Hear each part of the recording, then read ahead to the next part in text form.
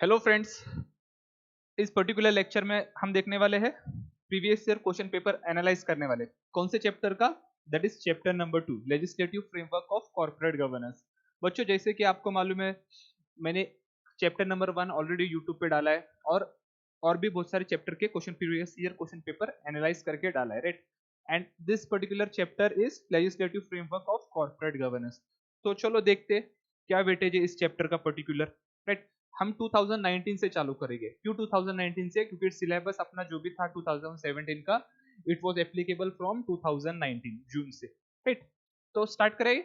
चलो देखो, दिसंबर जून में सबसे फर्स्ट जून 2019 एक क्वेश्चन पूछा था सिर्फ, और उसमें 4 सब क्वेश्चन पूछा था, मतलब एक प्रैक्टिकल क्वेश्चन पूछा था और उसमें 4 सब क्वेश्चन पूछा था उन्होंने। और वो सब क्वेश्चन थे 4 सब question and each question was for 5 marks. तो इसे मिला के it was for 20 marks. 20 marks का बच्चों कितने पूछा था?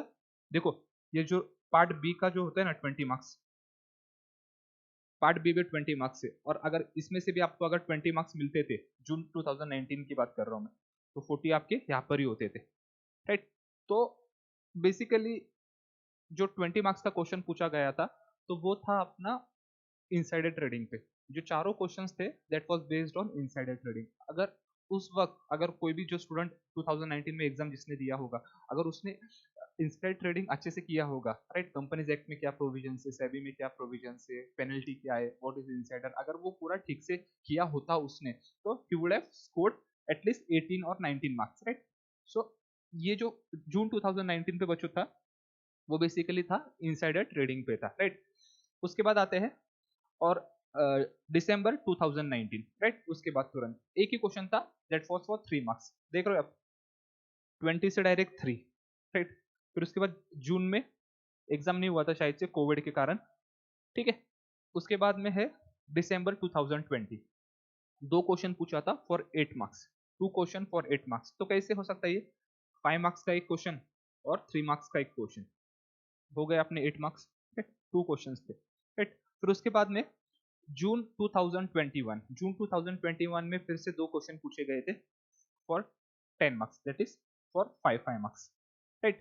और दिसंबर 2021 में एक ही क्वेश्चन पूछा गया था 5 मार्क्स, राइट। एक ही क्वेश्चन पूछा गया था फॉर 5 मार्क्स, राइट। और जून 2022, मतलब आपका जो प्रीवियस एग्जाम हो गया, तो उसमें 0 मार्क्स का क्वेश्चन पूछा गया था इसमें, राइट। तो मैं ऐसे एज्यूम करूं कि दिसंबर में चांसेस है बच्चों एक क्वेश्चन आने का 5 मार्क्स, 5 मार्क्स एज्यूम कर सकता हूं मैं, क्योंकि देखो इन्होंने जून 2022 में नहीं पूछे, तो शायद से हो सकता है पूछ सकते वो, राइट, पूछ सकते। तो देखो, अगर गवर्नेंस टोटल कितने मार्क्स का है? 50 मार्क्स का है। उसमें कितने चैप्टर है? 11 चैप्टर है, राइट। 11 चैप्टर है, मान लो कि 10 चैप्टर ले लेते, राइट। एक जो चैप्टर है वो ऑप्शन में छोड़ देते, तो 10 इंटू 5 आपका कितना हो गया? 50। तो ऐसे मान के चलो कि एक चैप्टर में से एक क्वेश्चन पूछा जा सकता है एग्जाम में, 5 मार्क्स का, राइट। ऐसा नहीं होगा कि आपको, मतलब पहले देते थे 20 मार्क्स का, 15 मार्क्स का, अभी मुझे नहीं लगता है। तो हर चैप्टर में से बच्चों एक एक क्वेश्चन वो देंगे, राइट, फॉर 5 मार्क्स, और max they can ask for 10 marks, right. 5 marks का हर चैप्टर में से, that is governance I am talking about, I am not talking about the risk management, governance के बारे में बता रहा हूँ आपको। तो हर चैप्टर में से वो आपको क्या कर सकते हैं बच्चों, 5 मार्क्स का क्वेश्चन पूछा जा सकता है आपके एग्जाम में, राइट। तो किसको ऑप्शन में कुछ नहीं छोड़ना है, राइट। रीडिंग करना है, रिवाइज करना है, रिवाइज करना है, कंसेप्चुअल क्लैरिटी समझ के लेना है, राइट, समझ के लेना है, और एग्जाम में ऑटोमेटिकली वो रिकॉल हो जाएगा। जितना आपको याद आ रहा है उतना बॉम्बार्ड करना है पूरा पेपर में। क्लियर? चलो, ये तो हो गया अपना मार्क्स, कैसे कितने मार्क्स का कितना पूछा था, वेटेज क्या था, राइट। देख रहे हो आप, देख लो एक बार, 20, 3, 8, 10, 5। अभी प्रिडिक्ट कैसे कर सकते हो ना, मतलब इसमें से आएगा ही नहीं आएगा, इसलिए मुझे तो लगता है बच्चों 5 मार्क्स का तो आना चाहिए इसमें, मिनिमम 5 मार्क्स का तो 2020 दिसंबर में पूछा जा सकता है, राइट। अब देख लेते हैं क्वेश्चन कैसे। अब लेवल ऑफ क्वेश्चन देखना है अपने को जून 2019 से। अब क्वेश्चन एक बार ठीक से हम पढ़ेंगे, क्वेश्चन ठीक से पढ़ लेते हैं हम। देखो, ABC limited is a public limited company listed on NSC and BSc. तो आपको क्या देखना है मालूम है क्या बच्चों? जब भी क्वेश्चन देखो, क्वेश्चन है ना, कितना बड़ा क्वेश्चन है, देखो, देख रहे क्या, मतलब एक पेज का तो क्वेश्चन ही है, और आपका क्वेश्चन पेपर जो रहता है वो A4 साइज का रहता है, मतलब 1.5 पेज का क्वेश्चन पेपर ही आएगा। तो वो जानबूझ के ऐसे क्वेश्चन डालते हैं, आपका टाइम क्या हो जाए उसे, they will try to kill your time, time ज्यादा लेने वाले ऐसे क्वेश्चंस डालेंगे, राइट। तो देखो जब भी ऐसा बड़ा क्वेश्चन आए ना बच्चों, तो डरना नहीं है, तो पैनिक नहीं होना है। कैसा रहता है, बड़ा क्वेश्चन है ना, सिंपल होता है, मगर हम लोग क्या करते हैं उसको डिफिकल्ट बना देते हैं, डिफिकल्ट बना देते हैं। पहले आपको क्या करना है, पेंसिल लेना है आपके हाथ में, जब भी क्वेश्चन पेपर आया तो आपको क्वेश्चन पढ़ते वक्त आपको क्या ध्यान में रखना है। देखो ABC limited is a public limited company listed on BSE and NSC, ठीक है। आपको मालूम पड़ गया फर्स्ट, एक तो ये लिस्टेड कंपनी, पब्लिक कंपनी को हटा दो, एनएससी बीएससी को तो लिस्टेड बोल दिया तो लिस्टेड कंपनी है, राइट। उसके बाद में the company is enjoying a cash credit, इसको आपको अंडरलाइन करना है, इसको आपको अंडरलाइन करना है। कैश क्रेडिट मतलब क्या होता है बच्चों, बेसिकली शॉर्ट टर्म लोन होता है, राइट। बैंक्स आपको क्या करती है, आपके जो भी कोलेट्रल्स है उस पे आपको लोन देती है, और वो अकाउंट में ही आपके पैसे रहते हैं, जैसे जैसे आपको पैसे की जरूरत पड़ी वैसे वैसे आप पैसे निकाल सकते हो, और जितना आपने पैसे निकाला उस पे ही आपको इंटरेस्ट चार्ज होता है, right. Basically it is a short term loan and it is basically for a working capital purpose, right.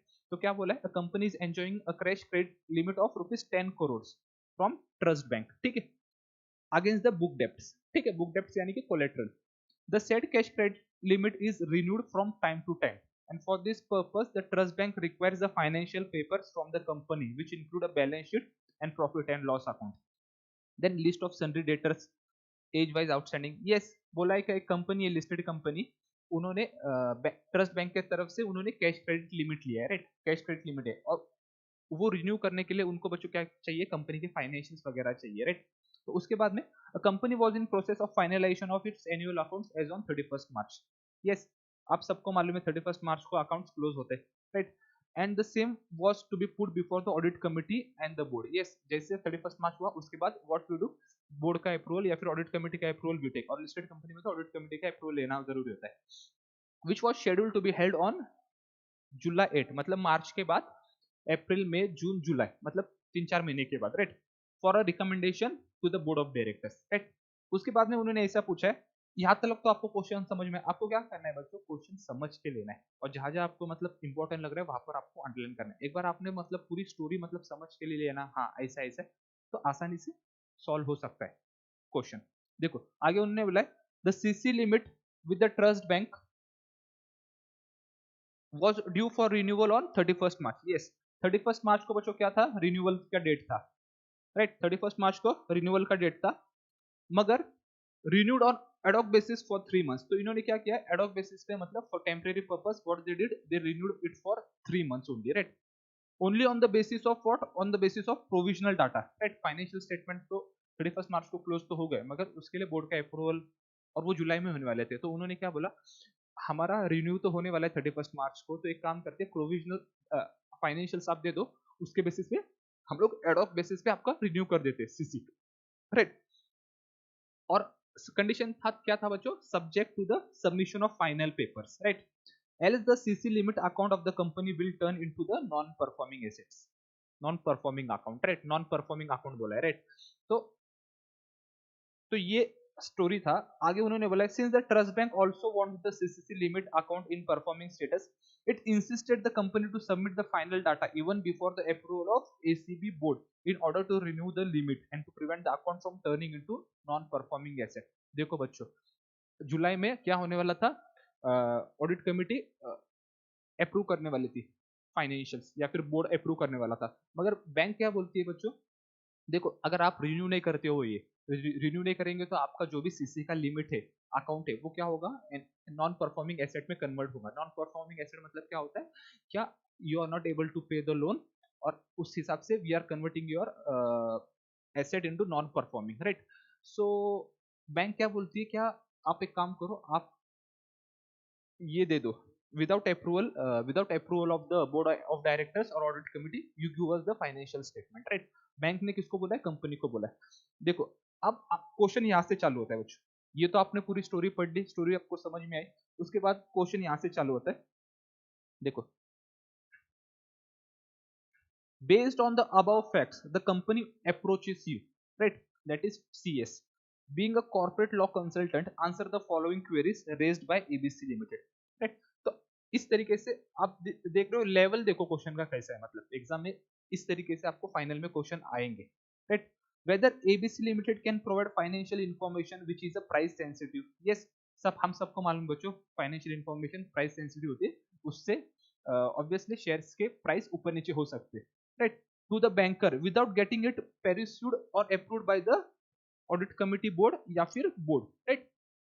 Quote your answer with the relevant provisions of law, right. Question क्या पूछा है बच्चों, ABC limited जो भी financials है वो अपने banker को दे सकती है क्या without the approval of board और ऑडिट कमिटी, राइट।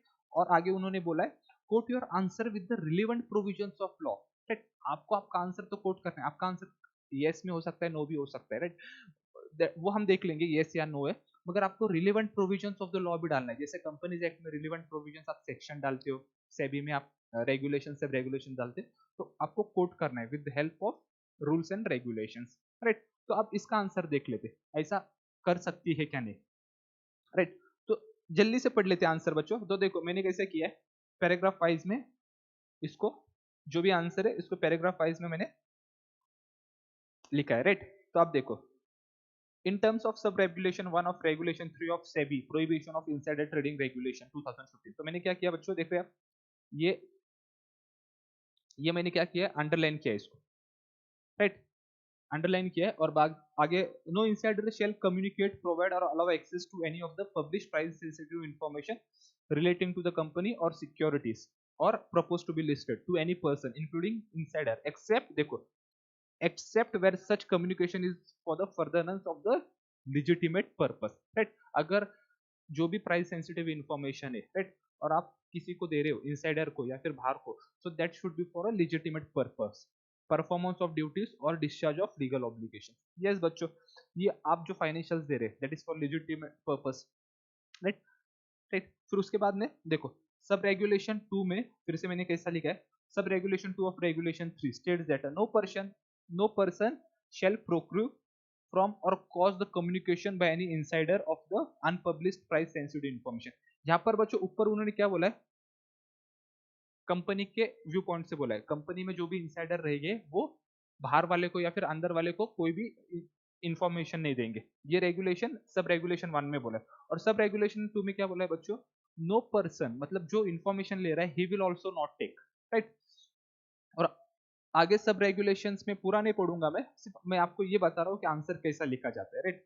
उसके बाद में sub regulation 2A of regulation 3 provide that a board of directors of the listed company shall make a policy for determination of a legitimate purpose. Yes, अब legitimate purpose क्या है, तो board को क्या करना पड़ेगा, पॉलिसी बनाना पड़ेगा, राइट। पॉलिसी हमने हमारे चैप्टर्स में देखा है, गवर्नेंस हमारा कंप्लीट हुआ है, तो we have already seen this particular chapter in detail, right. मेरे वीडियोस देख लो, यू विल अंडरस्टैंड, राइट। उसके बाद में explanation to sub regulation 2A of regulation 3 further clarifies that for the purpose of illustration the term legitimate purpose shall include sharing of unpublished price sensitive information in the ordinary course of business। देखो फिर बच्चों मैंने इसको भी underline किया, अगर वो ordinary course of business है बच्चों, so it will be term as a legitimate purpose, ठीक है।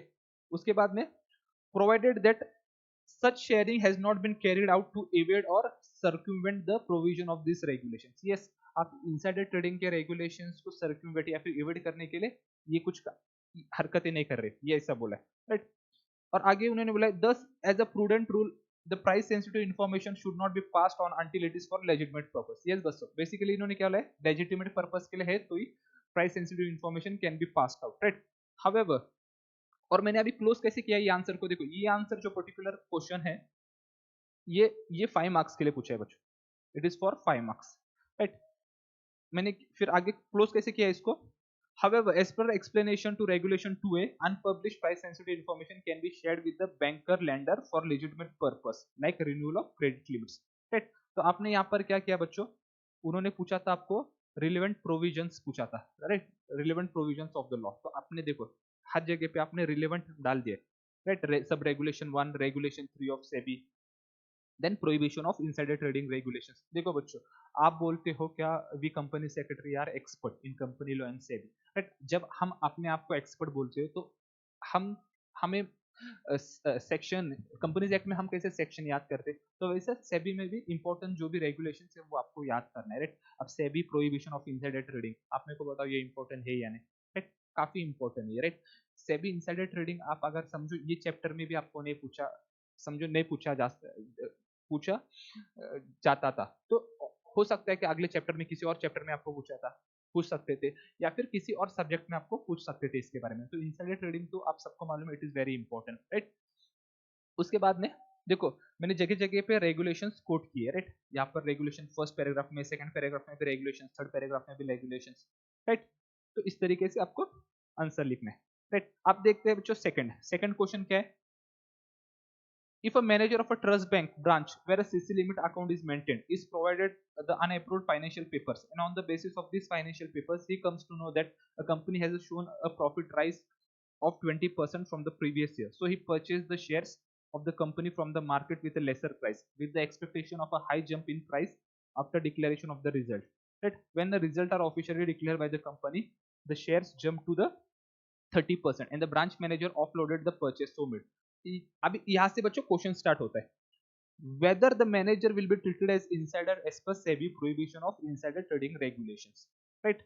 देखो कभी कभी कैसा होता है, ये SEBI prohibition insider trading regulations, कभी कभी क्वेश्चन में ही आपको आंसर मिल जाता है। आपको ये तो मालूम पड़ा कि इस पर्टिकुलर लॉ के बारे में बात चल रही है, तो ये पर्टिकुलर लॉ आप यहाँ पर भी यूज कर सकते हैं, राइट। कभी कभी कैसे होता है, क्वेश्चन में ही आपको आंसर मिल जाता है, राइट। तो बच्चों क्वेश्चन क्या पूछा है यहाँ पर, मैनेजर को हमने क्या किया, प्रोविजनल फाइनेंशियल स्टेटमेंट दे दिया था, right, for renewal of CC limit, और उस केस में हमने प्रॉफिट दिखाया 30% राइज प्रॉफिट दिखाया as compare to previous year, right. और ये बेसिस पे मैनेजर क्या करता है बच्चों, शेयर परचेस करता है कंपनी के, hoping that the share price will rise.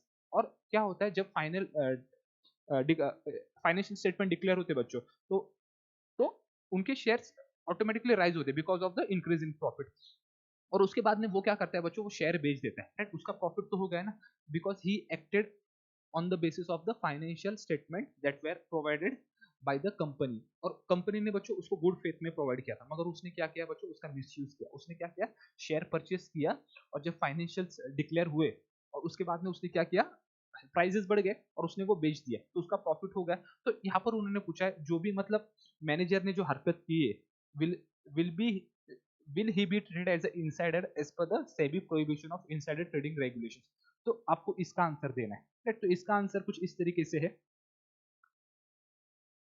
देखो, any person in receipt of unpublish price sensitive information, पहले तो मैंने रेगुलेशंस लिख दिया यहाँ पर with sub regulations with regulations, any person in the receipt of the unpublished price sensitive information pursuant to legitimate purpose shall be considered as an insider for the purpose of these regulations, right, and due notice shall be given to such person to maintain confidentiality of such unpublished price sensitive information in compliance with this regulations, ठीक है। तो उन्होंने बोला yes, जो भी legitimate purpose के लिए हम किसी को information देते, they will be considered as an insider, पहले ये बोला है। According to above paragraph, the manager who is in the receipt of UPI unpublished price sensitive information for legitimate purpose is an insider under the regulation, ठीक है। और आगे as per regulation 4(1), no insider shall trade in security that are listed or proposed to be listed, ठीक है। So when a person who has traded in security has been in the possession of the unpublished price sensitive information, his trade will be presumed to have been motivated by the knowledge and awareness of such information in his possession। Yes बच्चों, तो बोल दिया है कि manager will be treated as a insider because हम presume करते क्या उसके पास क्या है, unpublished price sensitive information है, right। So manager is treated as an insider according to insider trading regulations, right। second question ये था। थर्ड क्वेश्चन क्या था बच्चों यहाँ पर, what are the provision relating to the trading when a person is in possession of the unpublished price sensitive information regulations। provisions क्या क्या है वो पूछा है। और नेक्स्ट क्वेश्चन पूछा है, what are the penal provisions of insider trading as prescribed under companies act and SEBI act। तो बच्चों आप देख रहे हो क्या, चार क्वेश्चन पूछे और चारों क्वेश्चन बच्चों किस पे, इंसाइडर ट्रेडिंग पे, राइट। 20 मार्क्स का इन्होंने सिर्फ इंसाइडर ट्रेडिंग ही पूछ लिया था, राइट। अगर इंसाइडर ट्रेडिंग आप ठीक से करते थे तो ऑब्वियसली मतलब जिसने किया है तो he would have scored good marks, right, he would have scored good marks, right। तो देखो ये क्वेश्चन तो हम अभी इसका आंसर नहीं पढ़ेंगे because of the time constant, हमको पूरा देखना है, राइट। तो ये सिर्फ हम देख लेते इसका आंसर कैसे लिखा है। देखो इसका आंसर कुछ इस तरीके से है, आपके स्क्रीन पे देख लो आप।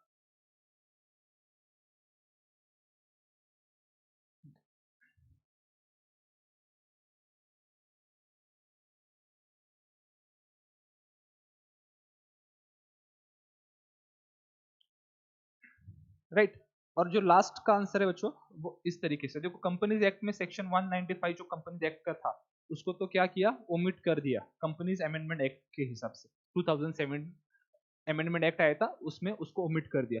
और अभी जो पेनल्टी जो भी दिया है बच्चों वो किसमें दिया है, section 50G of SEBI act 1992। किसमें दिया है, section 50G of SEBI act, right. उसमें उन्होंने क्या बोला है, पेनल्टी कितना है, shall be liable to penalty which shall not be less than 10 lakh rupees but which may extend to 25 crore rupees, right, or 3 times the amount of profits made out of the insider trading whichever is higher। देखो बच्चों minimum तो 10 lakh rupees तो है ही है, मगर second क्या है 25 करोड़ या फिर 3 times the amount of the profit made whichever is higher. तो इसमें मैक्सिमम आपको 25 करोड़ तो देना ही देना है, मिनिमम तो ठीक है, मगर 25 करोड़ को आपको देना ही देना है विच एवर इज हायर बोला है। अगर 3 टाइम्स भी आपका प्रॉफिट जो भी आपने कमाया इट कम्स टू 20 करोड़, मगर 25 करोड़ भी यहाँ पर उन्होंने बोला है, तो in that case you have to do 25 crore at least, right. तो बच्चों समझ में आया आपको फर्स्ट क्वेश्चन, एक ही क्वेश्चन दिया है और उसमें आपको 4 सब क्वेश्चन पूछे गए, right. they have asked you 4 सब क्वेश्चन, ठीक है। अब देख लेते हैं सेकंड क्वेश्चन क्या है, और ये 20 मार्क्स का क्वेश्चन था, राइट। 20 मार्क्स का क्वेश्चन पूछा गया था।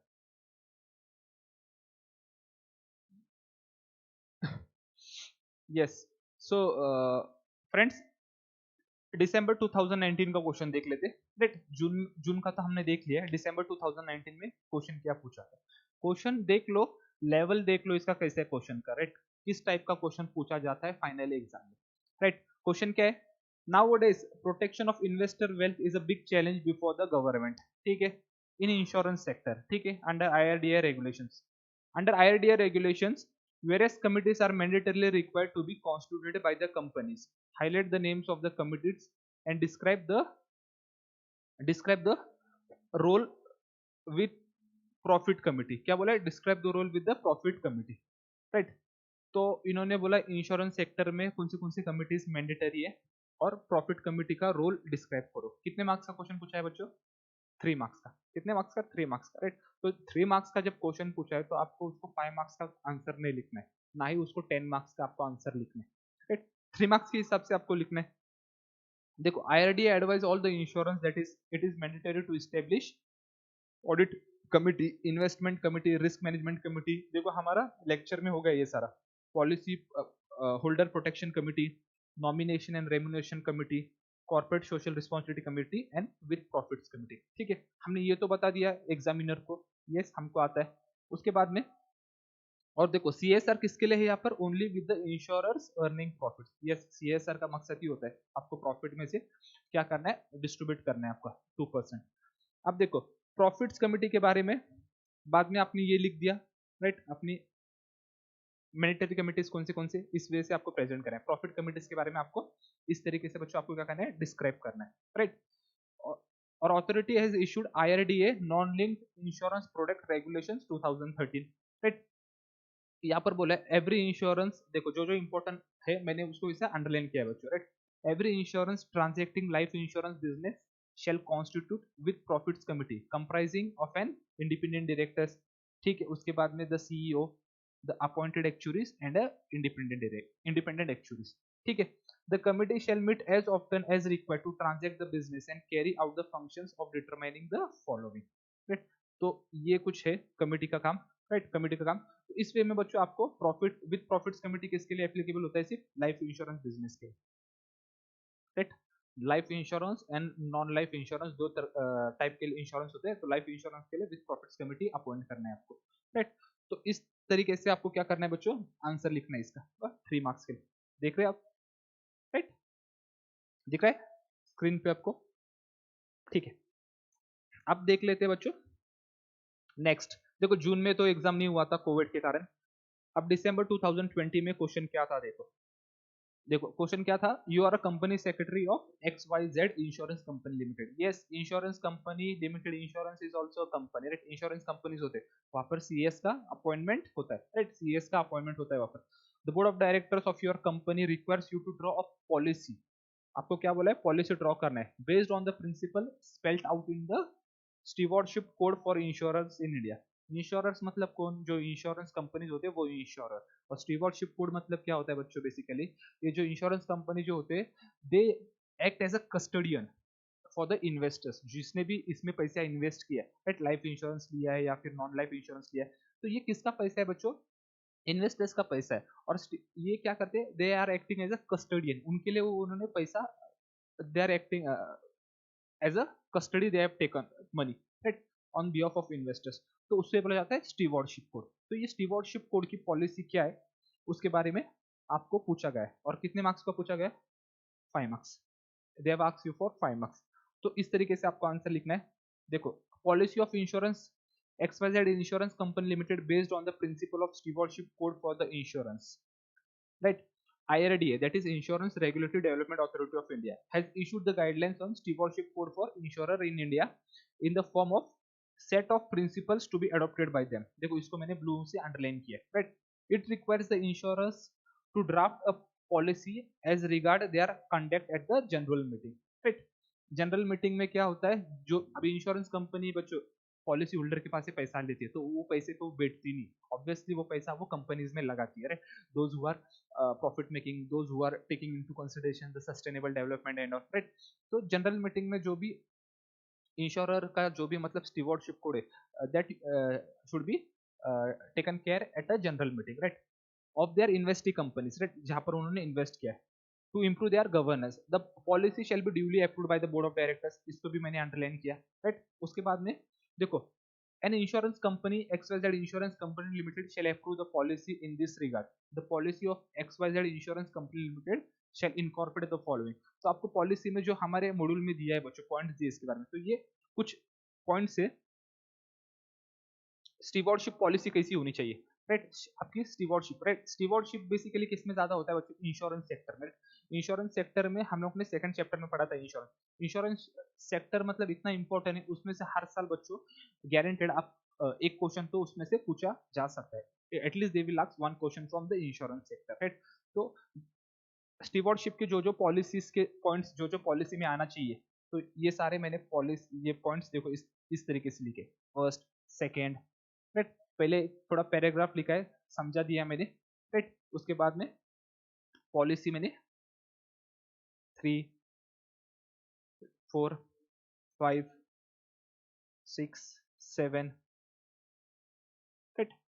तो देख लो आंसर, देख लो ऐसा है, ऊपर से दिखाता हूं आपको, आप कैसा स्क्रीन को पॉज करके भी देख सकते हैं, राइट? आंसर ये देख लो पहले, ठीक, उसके बाद में ये देख लो, उसके बाद में ये देख लो,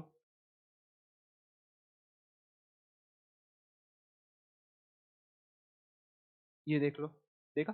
ठीक, तो ये क्वेश्चन कितने मार्क्स का पूछा था बच्चों, और 5 मार्क्स, राइट?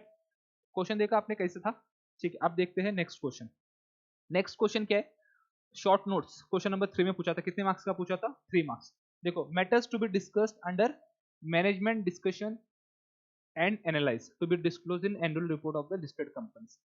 देखो बच्चों, अभी आप फाइनल में हो, राइट? कुछ लोगों ने आर्टिकलशिप की होगी, कुछ लोगों ने नहीं की होगी, तो मेरा क्या बोलना है बच्चों, अभी आप एनुअल रिपोर्ट पढ़ते जाओ, राइट?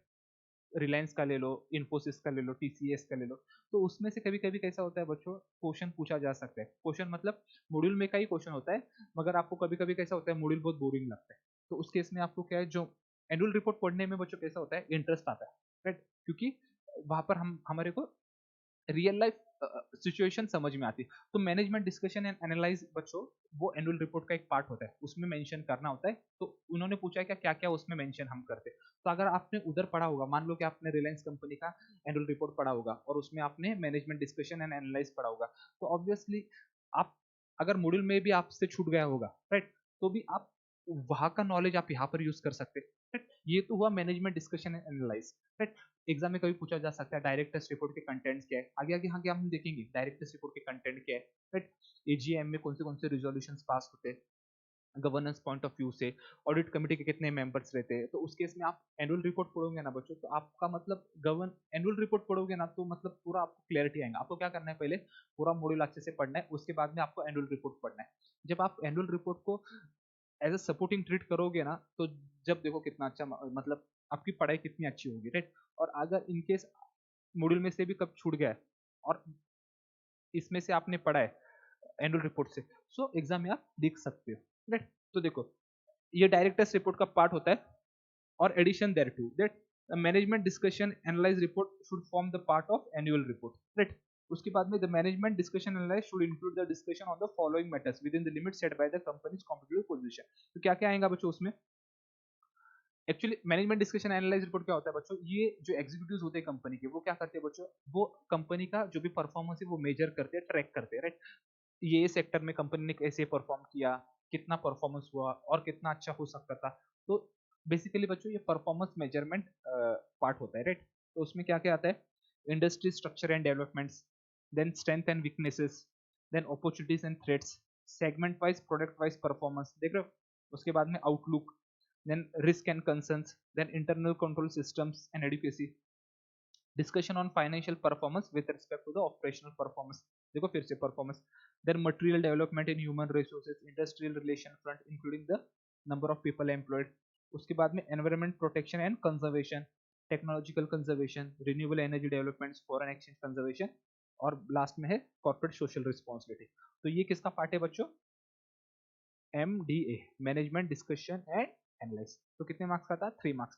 तो आपने 3 मार्क्स के हिसाब से लिख दिया, राइट। अगर आपने पढ़ा भी नहीं रहता था मॉड्यूल में से, एनुअल रिपोर्ट पढ़ते थे, तो आपको you would have written year, clear. अब देखते हैं नेक्स्ट क्वेश्चन। नेक्स्ट क्वेश्चन क्या है बच्चों? जून अगस्त, मतलब अगस्त में एग्जाम हुआ था, हमेशा जून में एग्जाम होता है मगर अगस्त में एग्जाम हुआ था। क्वेश्चन नंबर 2 क्या है? The fit and proper criteria for nomination of directors only applies only to private sector banks. Do you agree with this statement? Describe the phrase fit and proper. अब देखो इन्होंने यहाँ पर 2 question पूछे। पहले तो इन्होंने बच्चों क्या किया है? फिट एंड प्रॉपर का उन्होंने क्या किया? स्टेटमेंट दिया, applies to only private sector bank. यहाँ पर क्वेश्चन आपका खत्म हो जाता है। उसके बाद में do you agree with this statement, पहला उन्होंने क्या पूछा है? Do you agree with statement. Question में जितना आपको पूछा है उसके आपको आंसर लिखना है। आपने do you agree with the statement, उसके बारे में आपने कुछ नहीं लिखा है और डायरेक्ट आपने क्या किया है? Describe the phrase fit and proper. तो आपको 5 मार्क्स आपको पूरे नहीं मिलेंगे, आपको सिर्फ कितने मिलेंगे? 2.5 या फिर 2 मार्क्स मिलने के चांसेस है, क्योंकि यहाँ पर उन्होंने 2 क्वेश्चन पूछा है 5 मार्क्स के लिए, राइट। डू यू एग्री, आपको एग्री है या नहीं, आपने मतलब भूल गए, राइट, एग्री करना या नहीं करना, तो उसके आपको मार्क्स नहीं मिलेंगे। इतना ध्यान में रखो, एग्जाम लोग मतलब पागल नहीं होते, उन्होंने जितना दिया है उसको उतना आपको लिखना है। डू यू एग्री या नहीं एग्री, वो आपको लिखना है। तो देखो मैंने कैसा लिखा है फिर? Yes some of the recommendation, देखो यहाँ पर यस लिखा है, yes some of the recommendation made by the Ganguly committee. Yes, आप बच्चों गांगुली कमिटी आप देखते हो ना, तो वहां पर उन्होंने बोला है are applicable only to the private sector banks. Ganguly committee के कुछ रिकमेंडेशन है वो सिर्फ प्राइवेट सेक्टर बैंक्स के लिए उन्होंने बच्चों ये किया था, right. applicable only to the private sector banks. Among some of the recommendation, one of the eligibility criteria for nomination of director is a fit and proper. The recommendation in this regard as under. तो recommendation क्या है बच्चों? ये recommendation है सारे। देखो ये मैंने, दिख रहा है आपको? छोटा करता हूँ थोड़ा, देखो यहाँ से आपका 2 पॉइंट में आंसर खत्म हो रहा है, 2 पॉइंट में आपका खत्म हो रहा है, इतना आपका आंसर है, राइट। देखो the board of directors of the banks while nominating co-opting director should be guided by the certain fit and proper norms for the directors. fit and proper norms बच्चों आप जनरल भी लिख सकते हैं, right. अगर आपके company में आप अगर कोई एंटरप्रेन्योर होते हैं या फिर प्रैक्टिस में आप जाते हो, तो आपको अगर किसी को हायर करना है तो आप फिट एंड प्रॉपर में आप क्या क्या देखोगे बच्चों? तो ये तो आप देखोगे फॉर्मल एजुकेशन, राइट। अगर आपको देखो कभी कभी क्वेश्चन है ना, आपको आता नहीं रहेगा तो भी आपको लिखना है, वो छोड़ना नहीं, right. Fit and proper norms में तो आप लिख सकते हैं डायरेक्टर की फिट एंड प्रॉपर नॉर्म्स क्या हो सकते हैं आपके हिसाब से? फॉर्मल क्वालिफिकेशन तो होना चाहिए उनके पास, राइट। कोई अनपढ़ को तो हम बिठा नहीं सकते बोर्ड ऑफ डायरेक्टर्स में।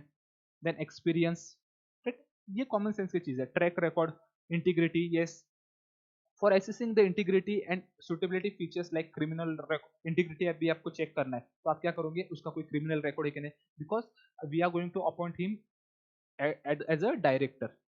Then financial position, civil action उसके है क्या कुछ, रिफ्यूजल ऑफ एडमिशन।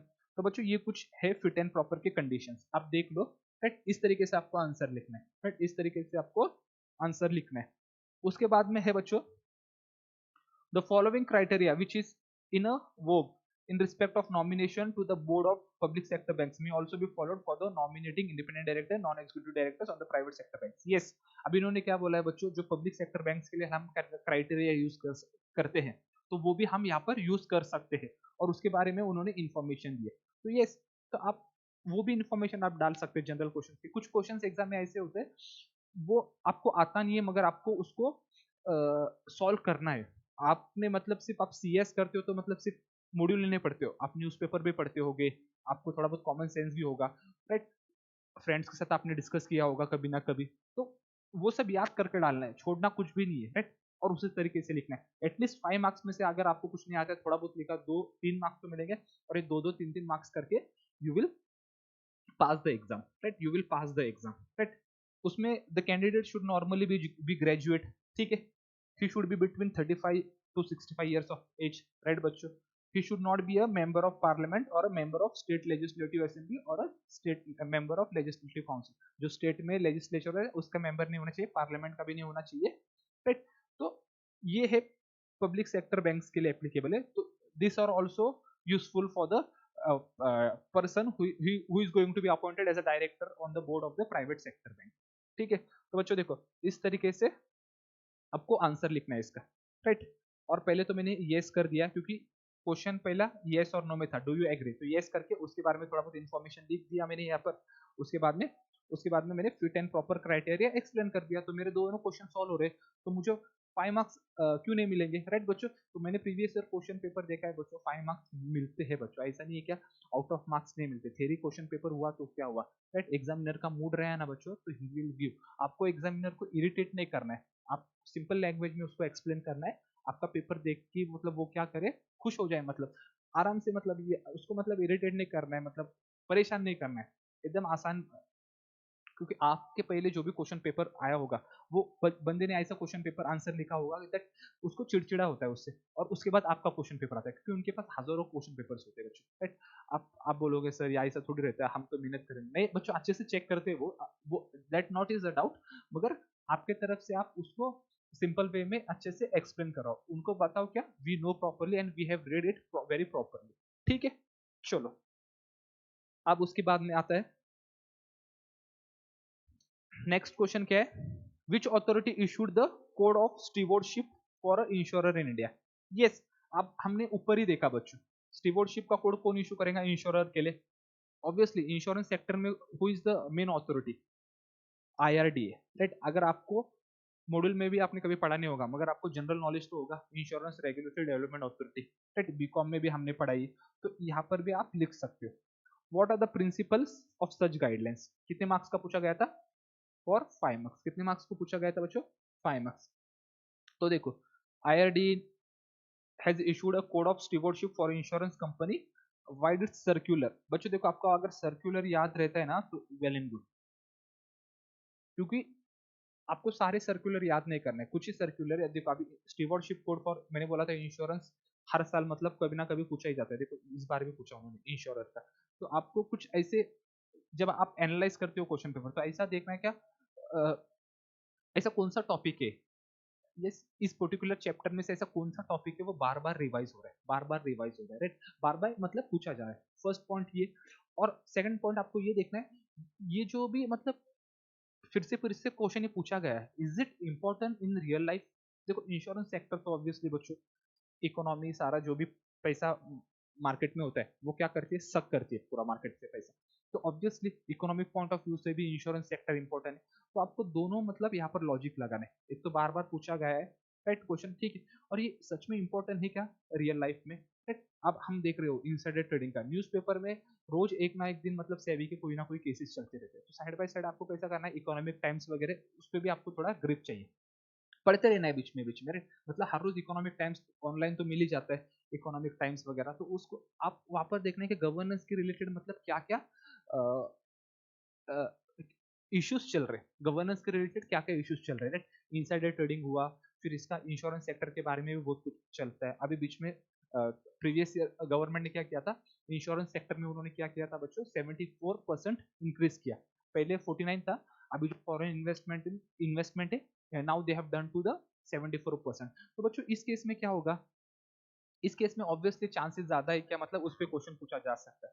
आप करंट अफेयर से भी रिलेटेड करो, आप बोलोगे सिर्फ गवर्नमेंट एग्जाम थोड़ी है, नहीं बच्चों गवर्नमेंट एग्जाम नहीं है, मगर गवर्नमेंट एग्जाम से कम नहीं है, राइट, गवर्नमेंट एग्जाम से कम नहीं है, बिकॉज हम हमारा आईसीएस है क्या है, it is a what we can say statutory this is a statutory body established under the act of the parliament, तो ऑब्वियसली मिनी गवर्नमेंट तो हुआ, सेमी गवर्नमेंट तो है, राइट, गवर्नमेंट के एक्ट में तो ये पास हुआ है ना ये आईसीएसआई का, राइट। तो देखो इस तरीके से आपको पहले उसका क्या करना है, ये लिखना है, सर्कुलर नंबर लिखना है, राइट। फिर उसके बाद में बोर्ड ने अप्रूव करना चाहिए, देखो जो जो इंपॉर्टेंट मैंने वो अंडरलाइन किया, board should approve stewardship policy and it will content should identify define stewardship responsibility, ठीक है। उसके बाद में ये लिख दिया, फिर आपको प्रिंसिपल लिखना है, ऐसा सीरियल नंबर और ये प्रिंसिपल, राइट। आप बॉक्स भी बना सकते हो ऐसा, राइट, आप बॉक्स भी बना सकते हो ऐसा बच्चों, और उसमें आपको ये सारे जो भी स्टीवर्डशिप के प्रिंसिपल्स है वो आपको यहाँ पर मेंशन करना है इस तरीके से, राइट। देख रहे हो, मैंने थोड़ा ऊपर फर्स्ट पैराग्राफ में एक्सप्लेन किया, उसके बाद में मैंने क्या किया, प्रिंसिपल्स और सीरियल नंबर उस हिसाब से सारा प्रिंसिपल्स जो भी है आपने मॉड्यूल में दिया है स्टीवर्डशिप पॉलिसी के रिलेटेड, वो मैंने यहाँ पर मेंशन किया, ठीक है। चलो देखो मैं पूरा पढ़ूंगा तो नहीं, राइट, क्योंकि पूरा हमको देखना है, राइट, और 1 घंटे में पूरा हमको कवर करना है, राइट, और भी क्वेश्चंस आगे देखने हैं, राइट। तो मैं आपको सिर्फ ये बताना चाहता हूँ क्या आंसर कैसे लिखा जाता है, राइट, और भी ऊपर का जो भी मतलब आंसर में क्या क्या इंक्लूड होना चाहिए वो बता रहा हूँ मैं, राइट। उसके बाद में बच्चों दिसंबर 2021 में, दिसंबर 2021 में उन्होंने कौन सा क्वेश्चन, देखो क्या पूछा था बच्चों, ये क्वेश्चन पूछा था, क्वेश्चन क्या था, जेड फाइनेंस प्राइवेट लिमिटेड, पहले आपको क्या करना है, प्राइवेट लिमिटेड को अंडरलाइन करना है, whether it is a private limited, public limited और लिस्टेड कंपनी, बिकॉज बच्चों आपको मालूम है कंपनीज एक्ट में इसके बेसिस पे एलिजिबिलिटी क्राइटेरिया या फिर जो भी थ्रेशोल्ड्स लिमिट है इसके बेसिस पे ही मतलब डिसाइड होती है। तो आपको पहले क्या करना है, किसके क्वेश्चन में किसके बारे में पूछा है, प्राइवेट लिमिटेड के बारे में पूछा है, पब्लिक लिमिटेड के बारे में पूछा है या लिस्टेड, तो प्राइवेट लिमिटेड के बारे में पूछा है, विच is a deposit taking non NBFC, क्या है बच्चों ये, आप देखो deposit taking NBFC, right, deposit taking NBFC, registered with the reserve bank of India, ठीक है, इनकॉर्पोरेटेड ऑन 7 जनवरी 2020, चलो ये भी ठीक है। Z is engaged in business of lending and accepting deposit, बच्चों बिजनेस क्या है, लैंडिंग एंड एक्सेप्टिंग डिपॉजिट, ठीक है। उसके बाद में the newly appointed statutory auditor of the company advise the board that a company should have a board committees, yes बच्चों। अब ये क्या है बच्चों, NBFC, which NBFC, which is taking deposit from public, और स्टैट्यूटरी ऑडिटर क्या करता है बच्चों उस केस में, बोर्ड ऑफ डायरेक्टर्स को बताता है क्या आपको बोर्ड कमिटीज आपको फॉर्म करना कंपलसरी है। हमने देखा है बच्चों बोर्ड कमिटीज में audit committees, remuneration committee etcetera etcetera, बहुत सारे कमिटीज हमने पढ़े already, right, as as a place as a part of corporate governance compliance, ठीक है। मगर बोर्ड क्या बोलता है बच्चों, disagreed, board disagreed as a company was a newly incorporated private company, बोलता है पहले तो कंपनी न्यूली इनकॉर्पोरेटेड है, 2020 का क्वेश्चन था, 2021 में क्वेश्चन पूछा गया था और 20 में रजिस्टर हुआ था। बोर्ड ऑफ डायरेक्टर्स क्या बोलता है बच्चों, एक तो ये प्राइवेट कंपनी, दूसरी ये न्यूली इनकॉर्पोरेटेड है तो इसकी जरूरत नहीं है, तो बोर्ड ऑफ डायरेक्टर्स, तो फिर बात आती है सीएस के पास, स्टैट्यूटरी ऑडिटर ने तो बोल दिया बोर्ड ऑफ डायरेक्टर मानने के लिए जरूरी नहीं है, बोर्ड ऑफ डायरेक्टर्स को चाहिए क्या सीएस आंसर दे इसका। Do you agree with the advice of statutory auditor, जो स्टेट ऑडिटर ने बताया आप सही मानते हो क्या उसको, एक्सप्लेन इन ब्रीफ। तो आपको देखो बच्चों कितने क्वेश्चन यहाँ पर पूछे, first question, right, do you agree वाला, सेकंड क्वेश्चन क्या पूछा, explain in brief, second question, would your answer have been different if a Z had been a non deposit accepting NBFC, तो थर्ड क्वेश्चन क्या है बच्चों, अगर आपका answer अलग होता, अगर Z is what we can say is a non deposit taking NBFC, right। अब क्या है बच्चों यहाँ पर, NBFC क्या है, डिपॉजिट टेकिंग है, और अगर उन्होंने पूछा है कि आपका अगर आंसर अलग होता, if this particular NBFC is a non deposit taking, right. तो इन्होंने कितने क्वेश्चन पूछे यहाँ पर, 3 क्वेश्चन पूछे। तो देखो हम अभी देख लेते आंसर, आंसर देख लेते हैं ना। देखो the reserve bank of India ने बच्चों एक ये किया था, डायरेक्शन इशू किया था, that is non banking financial companies corporate governance reserve bank direction 2015। तो मैंने क्या किया बच्चों यहाँ पर रिजर्व बैंक को अंडरलाइन किया ऐसा, उसके बाद में जो भी उन्होंने बच्चों डायरेक्शन इशू किया था उसको भी मैंने अंडरलाइन किया। जब एग्जामिनर देखेगा तो वो क्या करेगा, चलो रिजर्व बैंक पे टिक किया, फिर उसके बाद में जो भी सर्कुलर जो भी है उस पर आपने वो भी मेंशन किया, वो भी यहाँ पर भी टिक करेगा।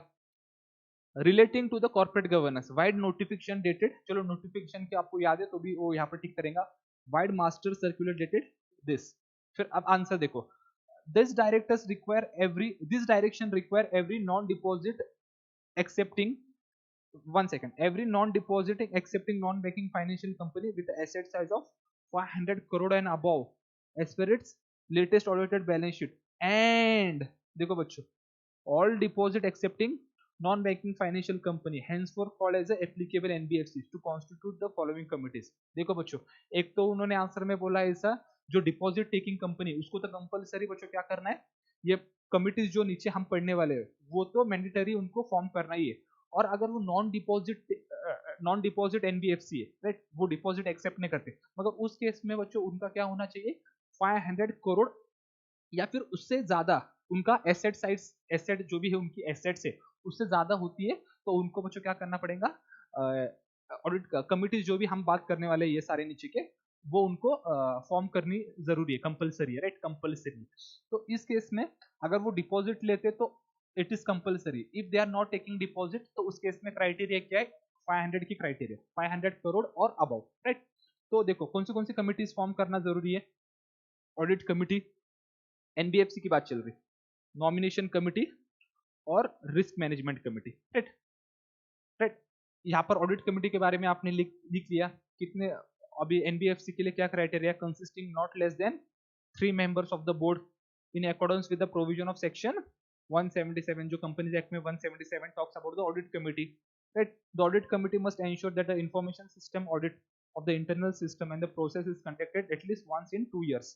ठीक है, तो ऑडिट कमिटी के आपने कंपोजिशन लिख दिया, ऑडिट कमिटी में कितने मेंबर्स चाहिए और ऑडिट कमिटी का मैंडेट क्या होना चाहिए ये आपने लिख लिया आपको। उसके बाद में नॉमिनेशन कमिटी ने आपने देख लिया, नॉमिनेशन कमिटी का क्या काम है, fit and proper status check करना होता है नॉमिनेशन कमिटी का राइट, और उसका सेक्शन भी आपने कोट कर दिया। देखो बच्चों यहाँ पर आपने ऑडिट कमिटी का सेक्शन कोट किया तो एग्जामिनर खुश हो जाएंगे, यहाँ पर नॉमिनेशन कमिटी का आपने यहाँ पर सेक्शन कोट किया, यहाँ पर करके खुश हो जाएगा वो। और risk management committee to manage the integrated risk, all applicable NBFC shall form a risk management committee beside asset and liability management committee, तो asset and liability management committee भी फॉर्म करना है। तो उसके बाद में देखो मैंने अभी मेरा आंसर में अभी क्लोज कैसे कर रहा हूँ बच्चों, देखो in instant case Z is a deposit accepting company and therefore statutory auditor is correct in advising that a company has to establish board committees as a part of good corporate governance compliance। तो उन्होंने हमको पूछा था बच्चों क्या statutory auditor ने जो भी बताया इज इट राइट, तो ये जो क्वेश्चन था राइट, ये क्वेश्चन कौन सा था, देखो do you agree with the statutory auditor, तो ये फर्स्ट क्वेश्चन है ना बच्चों राइट। तो ये फर्स्ट क्वेश्चन का आंसर हमने यहाँ पर लिख दिया राइट, फर्स्ट क्वेश्चन का आंसर हमने यहाँ पर लिख दिया, तो एग्जामिनर देखेगा yes you have written 1.5 marks यहाँ पर मिल जाएंगे। if Z has been a non-deposit accepting NBFC, then it would have to comply with the RBI corporate governance criteria only when the asset size is 500 crore and more, 500 crore and more right। तो मैंने बोला अगर वो NBFC non deposit taking है तो उस case में बच्चों उसका एसेट साइज कितना होना चाहिए, 500 CR और मोर। तो हमने ये भी क्वेश्चन जो भी सेकंड क्वेश्चन था तो 2 मार्क्स आपको यहाँ पर भी मिल गए, ये भी आपका राइट है, तो आपने सेकंड क्वेश्चन भी इसका सॉल्व कर दिया right. And explain in brief, तो एक्सप्लेन इन ब्रीफ का बच्चों आपने यहाँ पर आंसर दे दिया, जो ऑडिट कमिटीज के है और ये जो भी आपने एक्सप्लेन किया ये आपने ब्रीफ में तो ये एक्सप्लेन किया, तो आपको पूरे मार्क्स मिलने के चांसेस है, आपको पूरे मार्क्स मिलने के चांसेस है। देख रहे हो आप, अपने तीनों जो भी उनकी रिक्वायरमेंट्स है, जो भी उनके एग्जामिनर के डिमांड थे, आपने तीनों का आंसर दे दिया है राइट। समझ में आया बच्चों, I hope you have understood it properly. उसके बाद में है जून 2022 में बच्चों इस पे से कोई क्वेश्चन नहीं पूछा गया था राइट, इस पे से कोई क्वेश्चन नहीं पूछा गया था। दिसंबर में है बच्चों, चांसेस है इसमें से क्वेश्चन पूछा जा सकता है राइट।